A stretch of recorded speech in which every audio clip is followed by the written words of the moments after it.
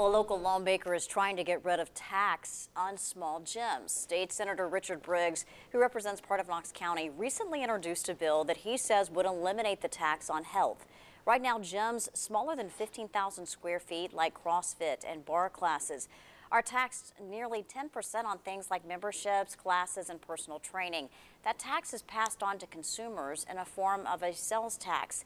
It doesn't apply to big gyms. Senator Briggs' bill would eliminate the tax altogether. Is that this would allow more people to be able to go to the gym and work out and try to stay healthy and work on their obesity, work on their physical conditioning. So this is also trying to eliminate a tax on health.